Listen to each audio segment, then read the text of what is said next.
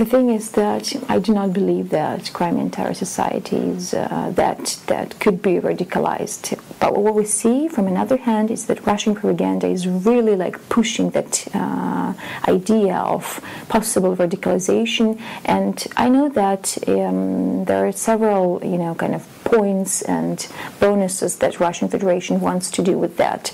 So on the international level, Russian Federation is trying to make the whole world and everyone to convince everyone that there is much more evil than Crimean annexation and war in Ukraine, for example, the Islamic State and Syrian issue, and they're trying to convince that it's really impossible to resolve all those tough issues without Russia as a partner. And what they do is they trying, and with this actually the monitor group that entered Crimea on request of Russian Federation, this PASE, the Parliament Assembly diplomats. For me, it's a kind of a double standard, because as far as I got that situation, we won't have a strong report of that monitor group. I think that it's again an attempt of Russia to somehow, to slip down a little bit the consciousness of the international community, saying that everything is okay, that those numbers and those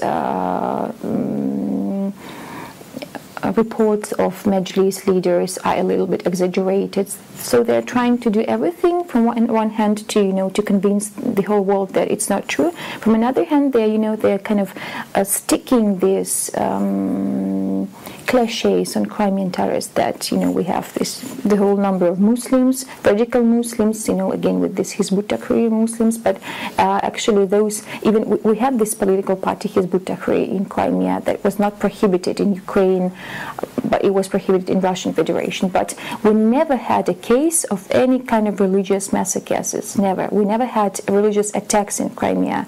So even those who were in that political party, it was for them, it was not an issue of being a political party member, but it was an issue of the of Islam interpretation. So they saw it in a little bit another way, but they were very peaceful. Again, I really need to stress it, that we never had a case of any terrorist attack in Crimea.